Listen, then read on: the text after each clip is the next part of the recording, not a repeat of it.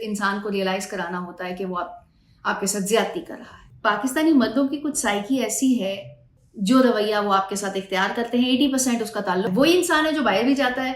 तो आजाद ख्याल है कि मर्द इस तरह का ट्रीटमेंट करते हैं। जिन लोगों की 2 बीवियां होती हैं या 3 या 4, जितनी भी, एक से ज्यादा, उनके साथ कुछ ऐसी प्रॉब्लम्स जो कि बीवियों को फेस करनी पड़ती हैं। कुछ ईमेल्स आई हैं, पहले भी मुझसे क्वेश्चन किया गया है, लेकिन मैंने 2 बीवियां जो मर्द हजरात रखते हैं उस पर कोई व्लॉग नहीं बनाया और थोड़ा सा अवॉइड किया था। लेकिन ये सिनेरियो ऐसा है जो कि दूसरों को भी फेस करना होता है, तो मैंने सोचा कि इस पर व्लॉग बना लेना चाहिए। अच्छा, तो पाकिस्तानी मर्दों की कुछ साइकी ऐसी है, नाम उन्होंने कहा है मेरा नहीं बताना। तो खातून का कहना यह है कि मैं पाकिस्तान में रहती हूँ लेकिन उनकी एक बाहर भी बीवी है, अमेरिका में शायद। तो उन्होंने कहा है कि मैंने उनकी फोटोज भी देखी हो, उनके ऊपर इस तरह की रिस्ट्रिक्शंस नहीं है जैसे कि मुझ पे है। मैंने भी मास्टर्स किया हुआ है और अच्छी पढ़ी लिखी खातून है, लेकिन उसके बावजूद मुझ पे इस तरह की रिस्ट्रिक्शन लगाई जाती हैं जो कि नहीं लगाई जानी चाहिए, क्योंकि मैं भी उनकी बीवी हूँ और वो भी।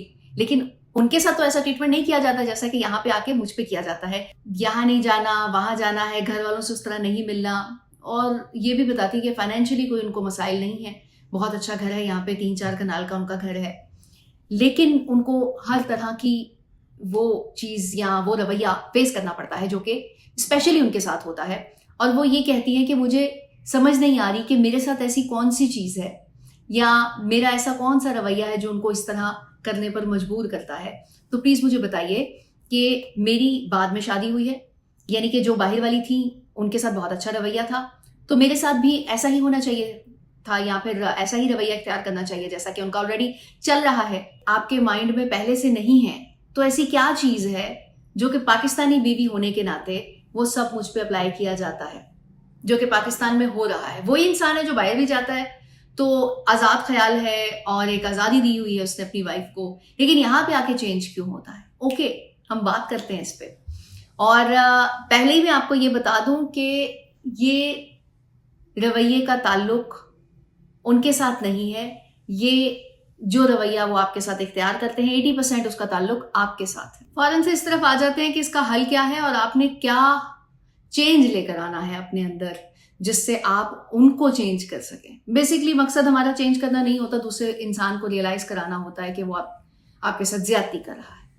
क्योंकि मैं इस चीज पर बिल्कुल बिलीव नहीं रखती कि आप किसी इंसान को चेंज करें। आप अपने आप को इस तरह से चेंज कीजिए कि दूसरा मजबूर हो जाए कि उसे क्या करना है आपके साथ। थोड़ा सा कैमरा हिला हुआ है। हम उसके अंदर तब्दीली नहीं लेकर आ रहे, लेकिन हम उसे ये बता रहे हैं कि भाई हमें ये चाहिए, हमारे साथ आपका ये रवैया होना चाहिए। Got it? पाकिस्तान का माहौल जो है वो हर कोई जानता है जो कि यहाँ रहता है या कुछ टाइम गुजार के गया है। अब वो बाहर कितने भी साल गुजार ले, लेकिन जब वो पाकिस्तान में आएगा तो उसको पता होगा कि पाकिस्तानी मर्दों की साइकी ये होती है और पाकिस्तान में बीवी को इस तरह से ट्रीट किया जाता है। तो एक चीज तो समझ लीजिए कि आपके सबकॉन्शियस में जो चीजें इकट्ठी हो रही हैं वो आपके एक्ट में नजर आती ही आती हैं। तो एक ये छाप जो कि मैंने आपको बताई कि मर्द इस तरह का ट्रीटमेंट करते हैं, वो हो गया। दूसरी चीज, जब भी कोई आपके साथ रवैया इख्तियार करता है, जो भी, वो आपके बिहेवियर की वजह से होता है। आप उसको इतनी स्पेस देते हैं तो उसके अंदर आता है। अगर आपको पता है कि एक बाहर भी वाइफ है और उसके साथ ऐसा ट्रीटमेंट है, तो आपको अपने लिए वो स्पेस एक तो कॉपी नहीं करनी कि उसके साथ है तो मेरे साथ क्यों नहीं है। तवज्जो रखनी है तो इस तरफ रखनी है कि आपकी एक पर्सनल एंटिटी है और उसके साथ दूसरों का क्या रवैया होना चाहिए उसके लिए आपने दायरे बनाने हैं। तो आपने ये स्पेस उनको दी है कि पाकिस्तानी तरीके से मेरे साथ पेश आया जाए, तो उन्होंने उस रवैये को इख्तियार किया है।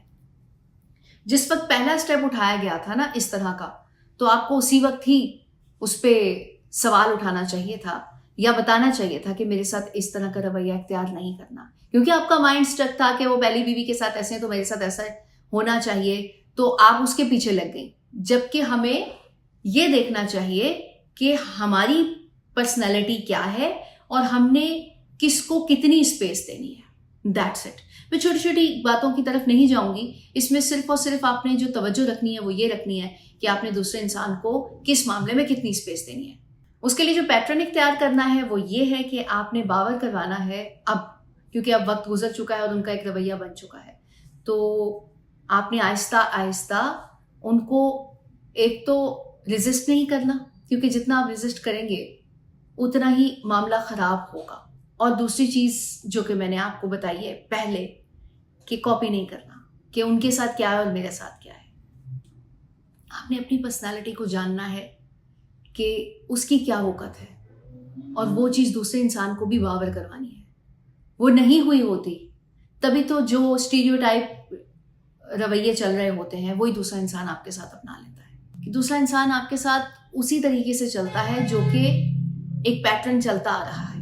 लेकिन अगर आप उसको उस पैटर्न से हटाना चाहते हैं तो आपको पहले उसे ये बावर करवाना होगा।